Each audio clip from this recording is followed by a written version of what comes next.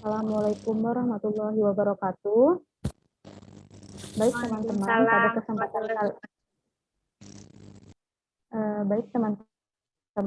kesempatan kali ini kita akan melakukan diskusi terkait CBL 4 mengenai saluran pencernaan dan pernafasan. Di sini saya izin memperkenalkan diri sebagai moderator. Saya Mulyawati Widya Pratiwi. Kemudian untuk notulen ada Ayu Supiratna. Kemudian untuk anggota dari kelompok 7 ini ada Yulia Ekawati, Priliano Garcella, Hani Nutrikasari, dan Akmarina Tamini. Untuk mempersingkat waktu, kita bisa masuk ke kelas dengan waktu 10 menit. Untuk waktunya dari 15.14 sampai 15.24.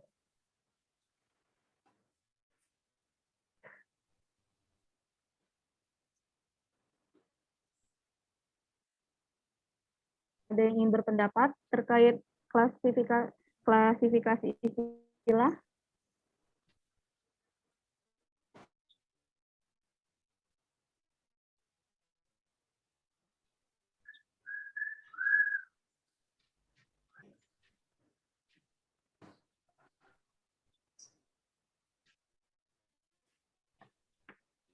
Izin klarifikasi istilah, moderator.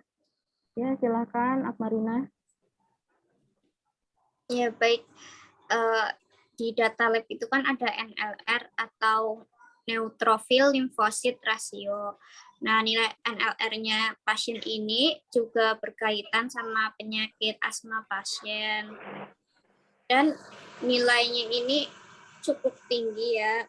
Di data, kalau tidak salah di data ini NLR-nya 27,39. Sedangkan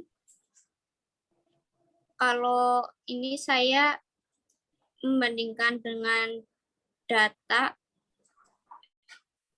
jadi kalau yang NRR-nya lebih dari 9,2, saya menemukan jika interpretasi penyakitnya ini high risk for mortality atau resiko kematiannya ini sangat tinggi. Begitu, moderator. Terima kasih. Baik, terima kasih Marina. Selanjutnya, apakah teman-teman yang lain ada yang ingin mengklasifikasikan istilah? Izin klarifikasi istilah gastroenteritis, moderator. Oh ya, silakan Hanin. Jadi dari hasil telah literatur saya, kalau yang saya temukan itu gastroenteritis atau flu perut itu adalah peradangan pada dinding saluran sistem pencernaan, utamanya di lambung sama usus. Nah, kedua infeksi di kedua bagian ini dapat menyebabkan muntaber. Nah, bedanya dengan diare itu, kalau diare kan pengidapnya menjadi sering BAB ya, dengan kondisi feses yang encer. Namun peradangan di diare itu. Kalau diare dapat disebabkan oleh bakteri lain, justru yang saya cari. Mungkin dari teman-teman ada yang menyanggah atau menambahkan? Ya, baik. Terima kasih, Hanin. Ataukah dari teman-teman ada yang ingin menanggapi?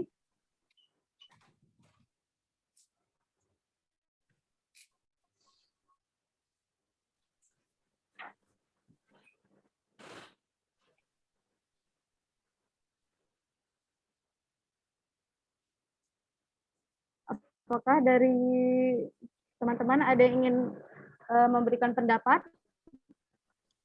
Kalau dari saya cukup, Wi. Baik. Tidak ada. Baik, untuk teman-teman yang Cukup, lain. TV. Baik, apabila dirasa sudah cukup, kita akan ke agenda selanjutnya, yaitu yang agenda kedua, yaitu identifikasi permasalahan. Identifikasi permasalahan ini dilakukan 20 menit. Jadi bisa dimulai dari 15, 18, sampai 15.38. Baik, dipersilakan untuk teman-teman ada yang ingin berpendapat.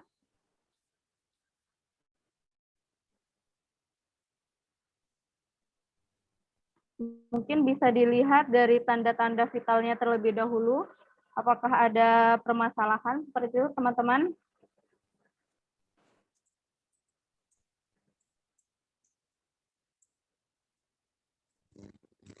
Izin memberikan pendapat boleh, moderator?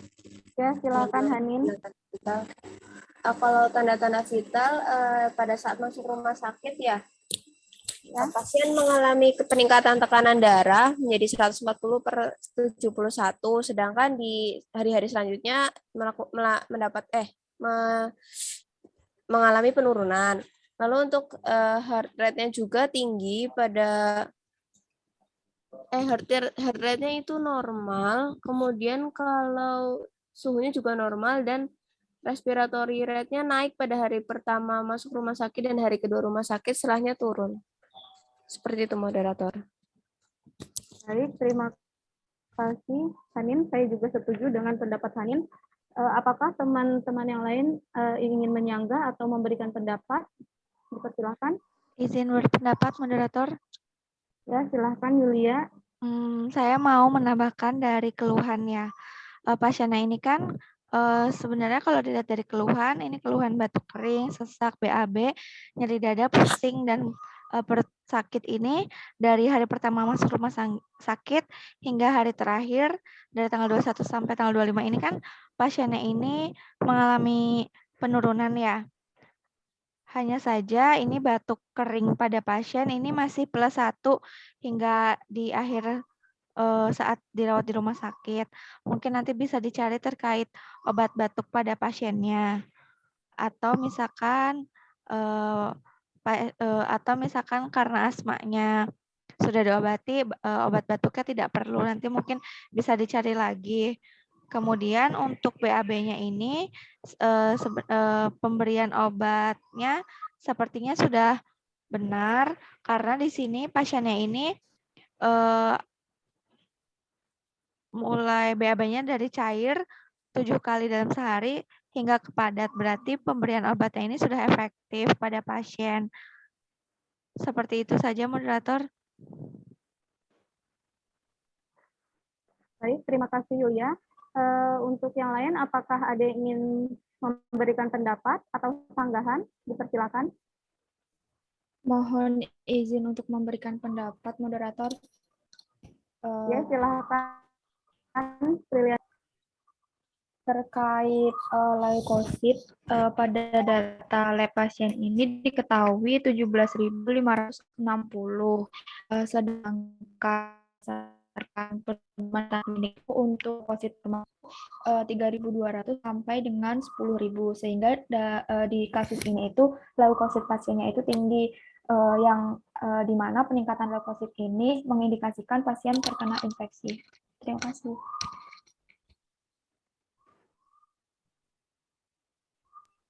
Ya, terima kasih Filiano. Apakah dari teman-teman yang lain ada yang ingin memberikan pendapat atau sanggahan? Mungkin Ayu Sutiratna.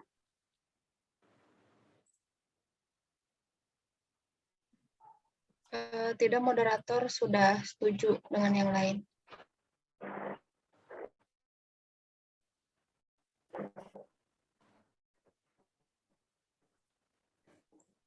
Baik, apakah dari teman-teman yang lain ada yang ingin menambahkan?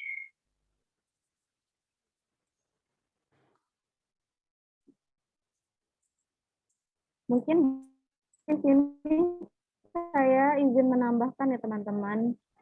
Untuk neutrofil di sini dia dikatakan tinggi, kemudian segmen juga tinggi, seperti itu. Untuk teman-teman ada yang ingin menyanggah atau berpendapat?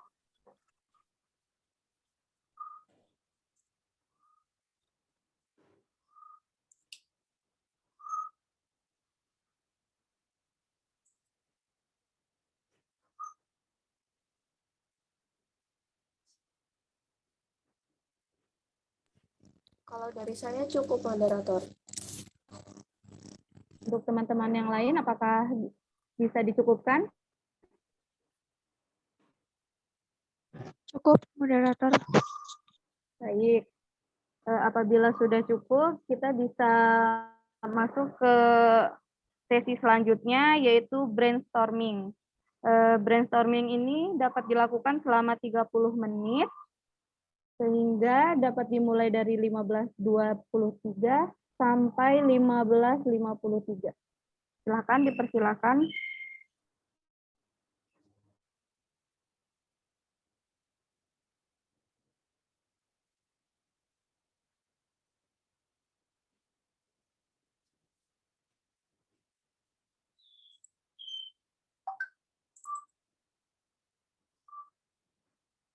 Izin menyampaikan mengenai analisis permasalahan, moderator. Ya, silakan Akmarina. Ini kan pasien kita mengalami diagnosis asma dan obatnya yang diberikan salah satunya ada Combifen. Combifen ini mengandung bahan aktif ipratropium bromida atau antikolinergik dan salbutamol sulfat atau SABA. Lalu diberikan juga pulmicort yang berisi budesonide yaitu kortikosteroid. Nah, Combifen dan pulmicort ini diberikan pada pasien dalam bentuk inhalasi untuk mengatasi asma pasien. Kemudian pasien juga diberikan Berotec MDI yang merupakan inhalan fenol hidrobromid atau SABA. Jadi kalau saya melihat dari kasus ini sepertinya pasien kan karena tadi kan saya mengusulkan jika tingkat kematiannya pasien tinggi ya karena NLR-nya itu nilainya sangat tinggi yaitu 27. Jadi mungkin alasan diberikan kombinasi dari maksud saya mohon maaf tadi nebulizer-nya kombinasi itu mungkin karena NLR-nya tinggi. Dan ini langsung DRP apakah boleh moderator? Untuk DRP nanti dilanjutkan di sesi analisis permasalahan, Akmarina. Ya, baik. Mungkin itu saja dari saya. Baik, terima kasih Akmarina. Saya setuju dengan pendapat Akmarina. Kemudian dari teman-teman, ada yang ingin menyanggah atau memberikan pendapat?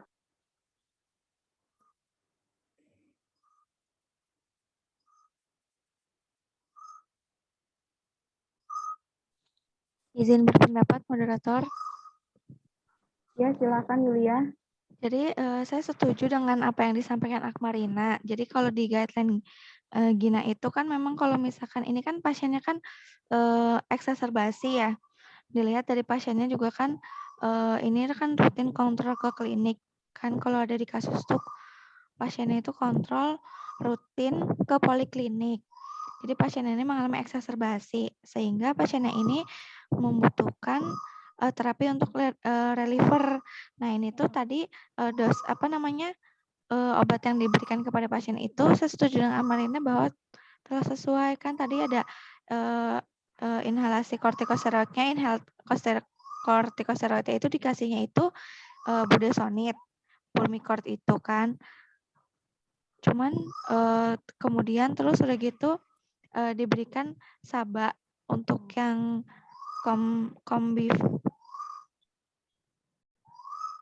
diberikan SABA yang untuk Combifen itu ya.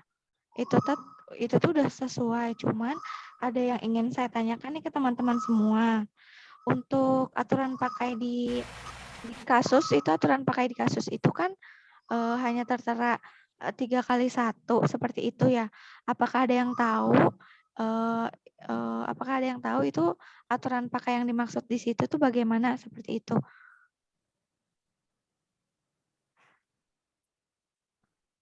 Satuannya Yang mana, Dek? Yang mana? Iya Ibu, untuk aturan pakai Combifen dan Pulmicort nebulnya. Itu dipakai bersama-sama 3x1 apa sih namanya kalau Ventolin kan 2,5 miligram apa ya, salbutamolnya 2,5. Iya Bu. Apa sih namanya tuh, Respules. Masing-masing satu Respules biasanya bisa dicampur, bisa sendiri-sendiri. Nanti Tapi dinebuliserkan. Oh, tapi dalam hal ini berarti dicampurkan ya Bu? Iya, dicampurkan. Baik Bu, terima kasih.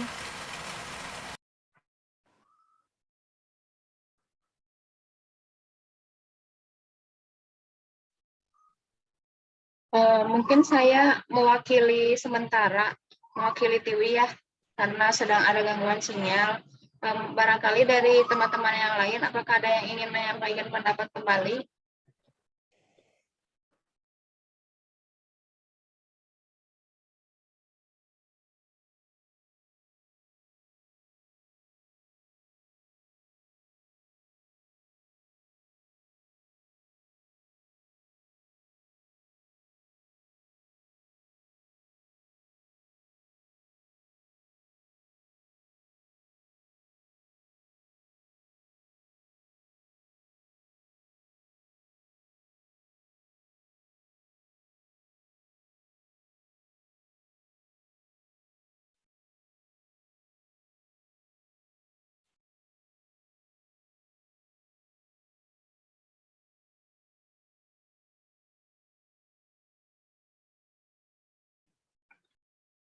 Halo, bagaimana teman-teman?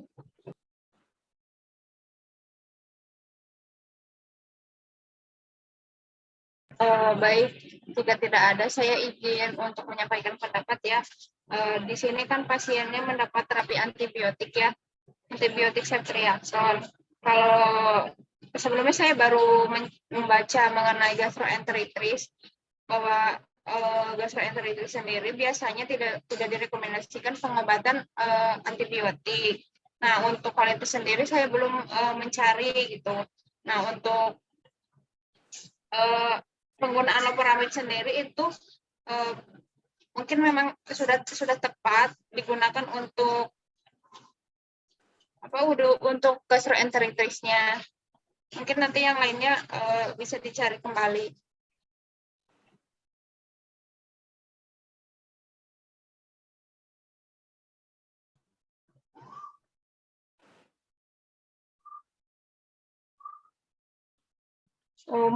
Untuk moderator selanjutnya saya serahkan kembali pada Tiwi. Ya, mohon maaf teman-teman, ada terkendala sinyal.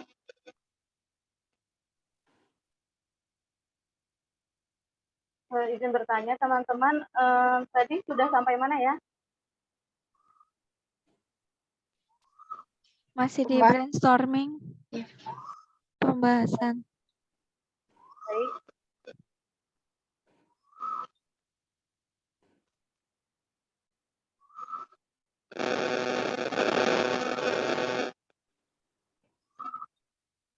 Baik, kita lanjutkan di sesi brainstorming. Apakah ada pendapat lain dari teman-teman?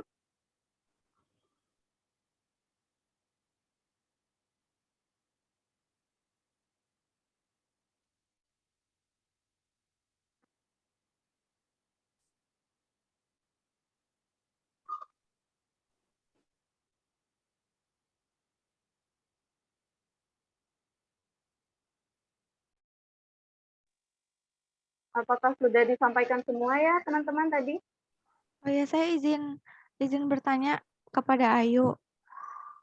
Apakah diizinkan moderator? Silakan Julia. Tadi Ayu menyampaikan bahwa untuk pasien dengan gastroenteritis ini dihindari penggunaan antibiotiknya. Apakah dijelaskan kenapa pasien gastroenteritis itu tidak boleh pakai antibiotik, tidak boleh mengonsumsi antibiotik? Apa? Kalau tadi saya baca sekilas itu sebenarnya tidak terlalu, maksudnya bukan dihindari, Namun itu disesuaikan dengan tingkat keparahan dari gastroenteritisnya sendiri. Untuk tingkat keparahannya sendiri saya belum mencari kembali. Namun tadi dikatakan di jurnal itu tidak direkomendasikan seperti itu. Oh ya, berarti kita perlu cari tahu untuk keparahan gastroenteritis pada pasien seperti apa, seperti itu ya? Ya, mungkin seperti itu. Ya, terima kasih. Ya, terima kasih untuk Yulia dan Ayu Fitratna atas pendapatnya. Apakah dari teman-teman yang lain ada yang ingin memberikan pendapat atau sanggahan seperti itu?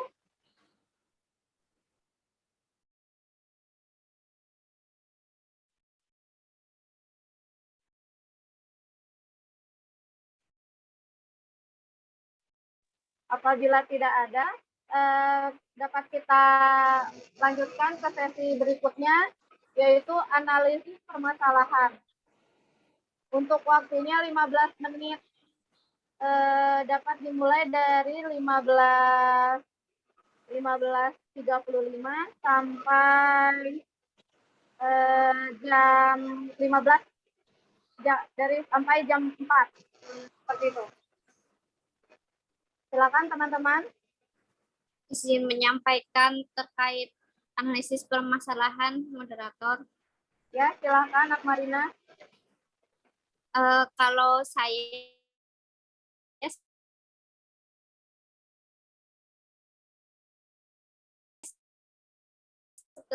setelah makan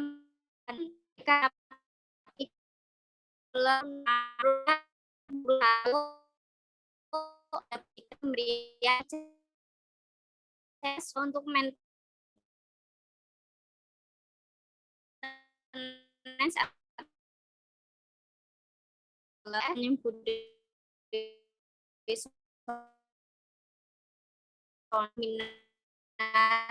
ini untuk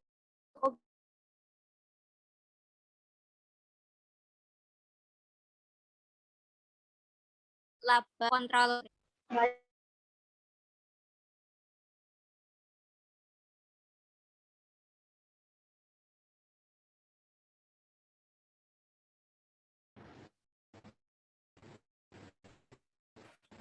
Gimana Yul? Mohon maaf, teman-teman tadi terkendala sinyal. Cuman ini saya join Zoom lagi, masih tetap recording, jadi dilanjutkan saja. Halo, apakah suara saya terdengar? Mungkin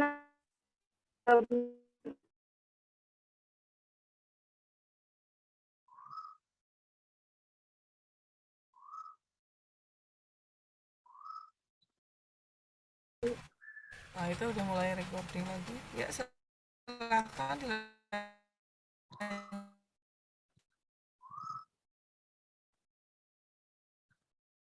Dea,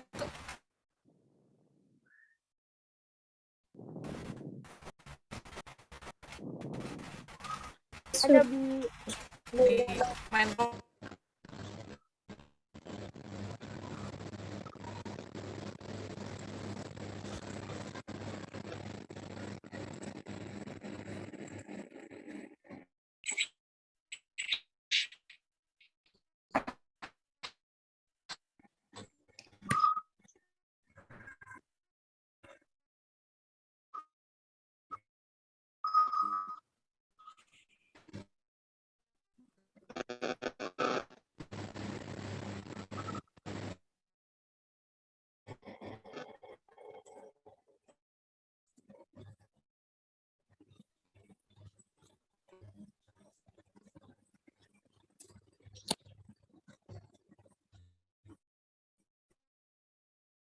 apakah bisa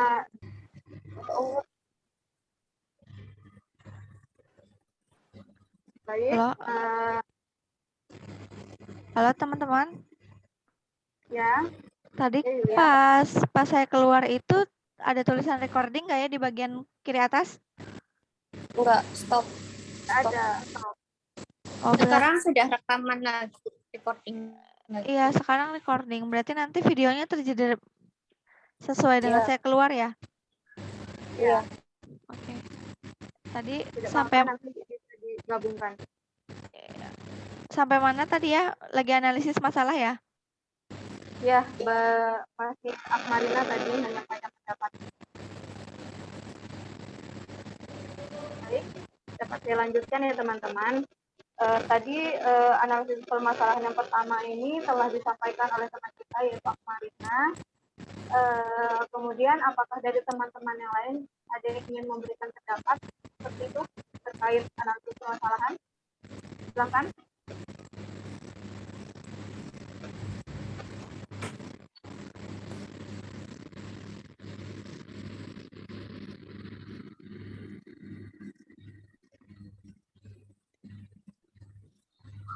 Mohon maaf izin bertanya.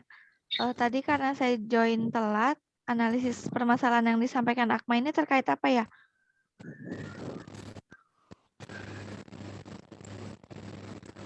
Jadi mungkin alangkah lebih baiknya kita ulang saja dari analisis permasalahan. Akmarina bisa disampaikan kembali terkait analisis permasalahannya, dipersilakan. Ya, baik, terima kasih. Jadi saya izin menyampaikan pendapat mengenai asesmennya DRP. Saya menemukan kebutuhan terapi tambahan karena pasien ini belum diberikan terapi controller untuk asma. Dan saya merekomendasikan pemberian ICS formoterol atau laba untuk maintenance atau controller. Kalau ICS kan sudah diberikan berupa budesonide tadi kan. Lalu untuk formoterolnya ini yang merupakan laba ini belum diberikan. Jadi mungkin nanti kita bisa mencari kombinasi yang mengandung obat laba untuk inhalernya begitu. Terima kasih. Ini literaturnya Gina, mohon maaf. Gina 2021.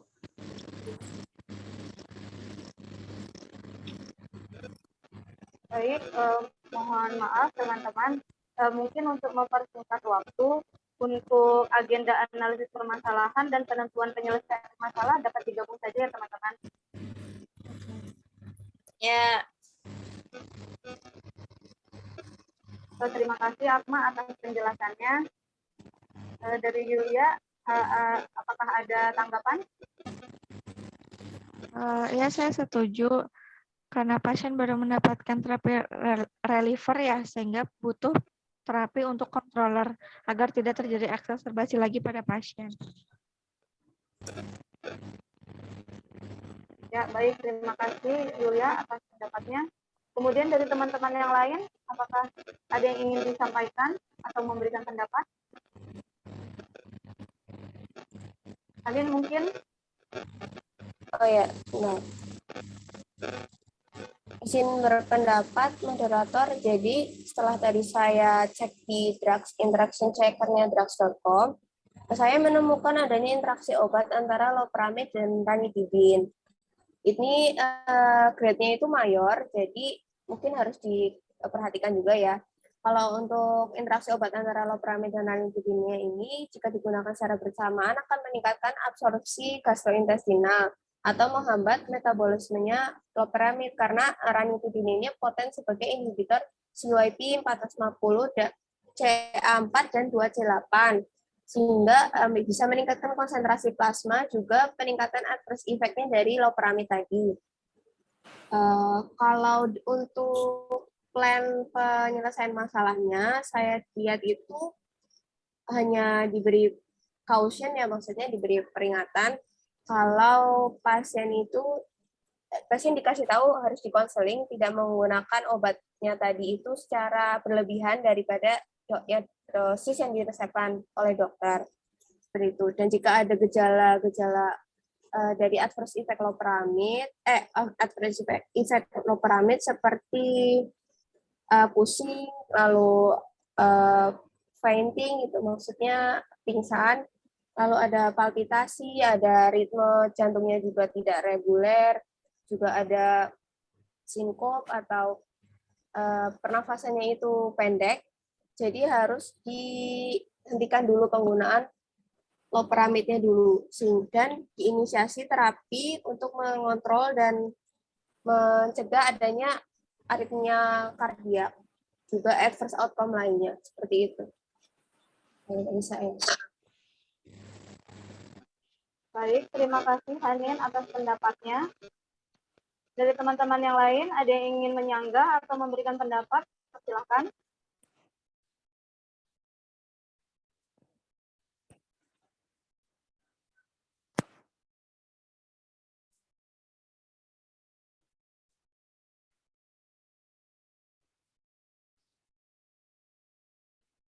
Mungkin saya izin bertanya ya kepada teman-teman. Ini untuk terapi pengobatannya kan ada Barotek ya teman-teman. Barotek ini di sini aturan pakainya 3x1. Ini maksudnya 3x1 pak ya?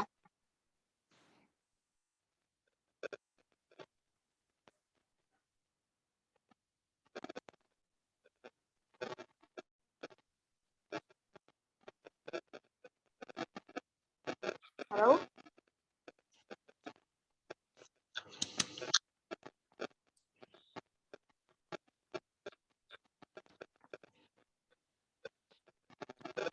Halo, izin menjawab, Tiwi. Iya kayak itu tuh kayak 3x1 puff ya. Iya. Karena ini tuh berupa inhaler yang isinya fenoterol. Jadi itu sepertinya 3x1 puff. Baik, saya tadi sebenarnya mendapatkan literatur bahwa sebenarnya itu aturan pakainya 3x2 puff. Mungkin apakah dari teman-teman sudah mengecek untuk dosis terkait baroteknya?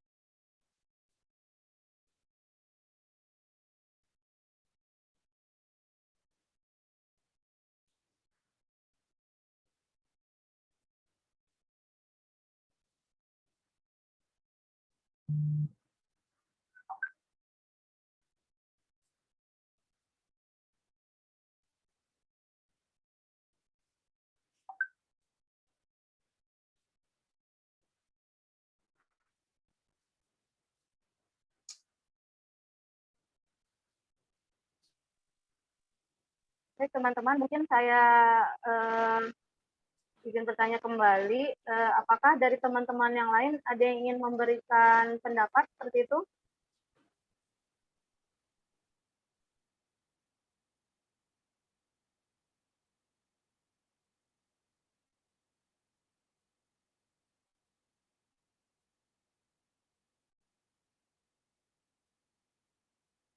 Apakah dari Priliano, Hanin, dan Akmarina ada yang ingin disampaikan? Dari saya belum sih.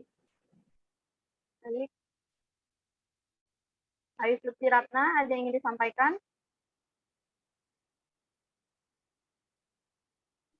Belum, Wi, masih baca. Baik.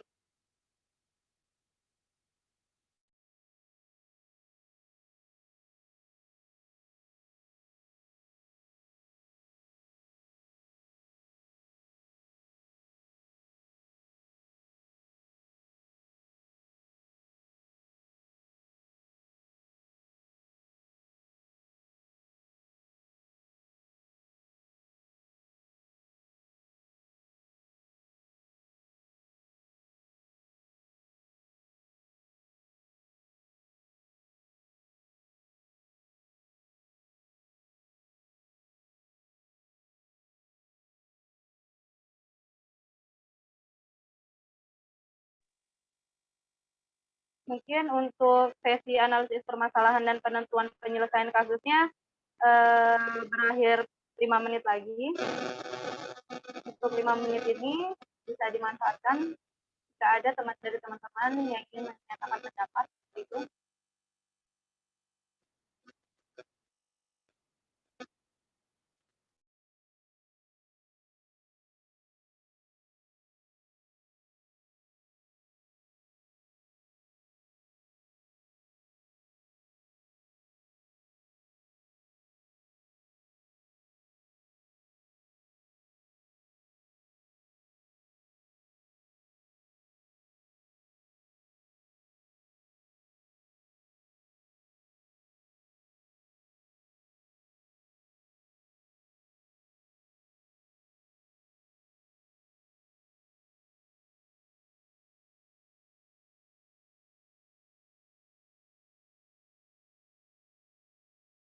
Teman-teman izin bertanya, pasiennya ini kan diagnosanya ada kolitis juga ya.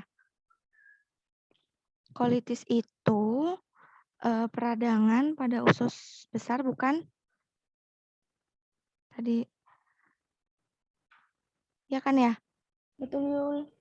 Ya, Nah, setahu saya. sedangkan apa tuh namanya? Nah, terus udah gitu atalpulgit itu dia bekerja dengan memperlambat gerakan usus besar. Maksudnya mekanisme kerja obat atalpulgit dengan kondisi pasien ini tuh sangat perlu diperhatikan gitu. Pasiennya kan ini kan radang di usus besar ya. Tapi pasien ini tuh diberikannya itu atalpulgit yang kerjanya itu memperlambat gerakan di usus besar gitu. Apakah hal tersebut baik untuk pasien? Sepertinya nanti perlu ditelusuri lebih lanjut ya. Kalau sampai sekarang sih saya belum dapat lagi infonya. Cuman ingin menanyakan kepada teman-teman terkait hal tersebut bagaimana gitu pendapatnya. Baik, terima kasih Yulia atas jawabannya atau pernyataannya. Mungkin dari teman-teman ada yang ingin menanggapi dari pertanyaan dari Yulia. Silakan.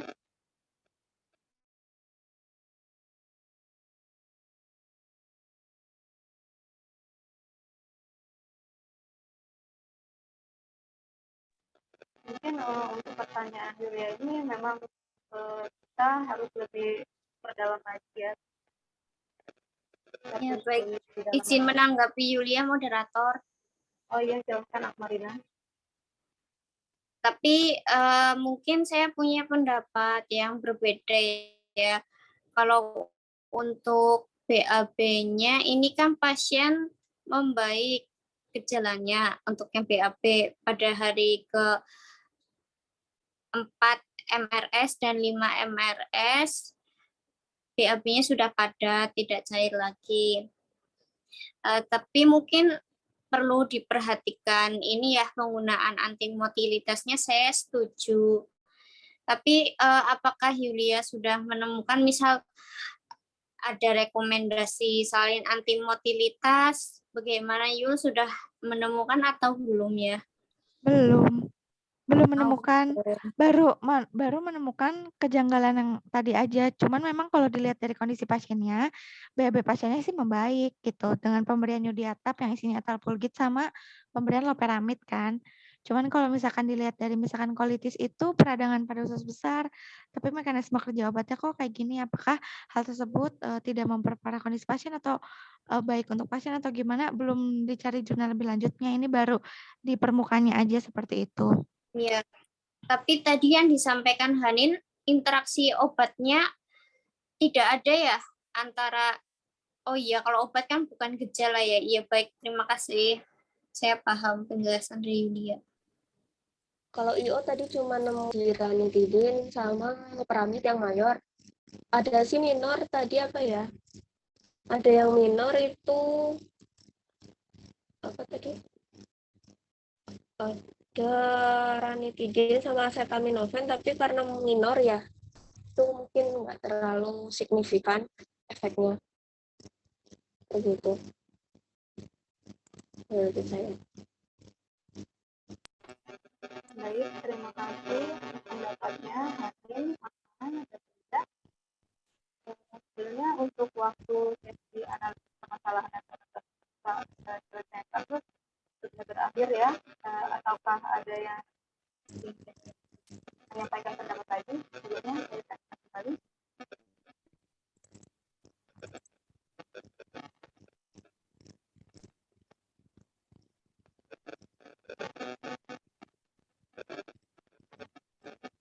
Bagaimana teman-teman untuk sesi analisis permasalahan dan penentuan penyelesaian dapat kita sudahi ya teman-teman? Ya, dari saya cukup, Wi. Dari saya juga Ya. cukup, Wi. Baik, terima kasih teman-teman. Mungkin selanjutnya pembacaan kesimpulan dari notulen ya teman-teman. Saya persilahkan kepada Ayu Sutirata untuk membacakan kesimpulan. Baik, terima kasih. Tadi itu kan sementara untuk permasalahan yang kita dapatkan itu mengenai penyakit asma ya. Yang pertama itu kebutuhan terapi tambahan, di mana pasien pada kasus ini baru mendapatkan terapi reliever, sehingga untuk mencegah eksaserbasi itu perlu controller.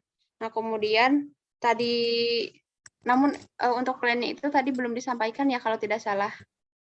Atau ya kemudian yang kedua itu permasalahan yang kedua itu underdose, kemungkinan underdose dari obat Barotek, di mana pada pasien ini hanya diberikan 3 kali 1 pap, sedangkan ada jurnal yang mengatakan perlu diberikan 3 kali 2 pap.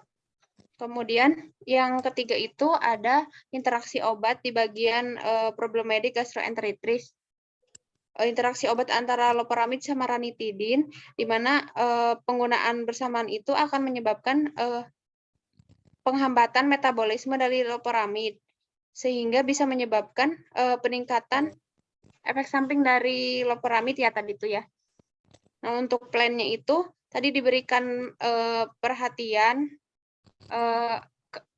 disarankan untuk hati-hati dalam penggunaan obat. Kemudian jika dirasakan beberapa efek samping berupa pusing, kepala terasa ringan, pingsan, palpitasi, kemudian abnormalitas ritme jantung, itu disarankan untuk segera dikonsultasikan pada dokter. Seperti itu mungkin sementara. Baik, terima kasih Ayu Sutirata atas kesimpulannya. Baik teman-teman, pada saat ini kita telah menyelesaikan semua sesi dari diskusi ini, sehingga dapat kita sudahi ya teman-teman diskusi hari ini. Terima kasih atas kontribusinya. Saya ucapkan terima kasih dan saya akhiri. Wassalamualaikum warahmatullahi wabarakatuh. Baik, terima kasih. Assalamualaikum warahmatullahi wabarakatuh.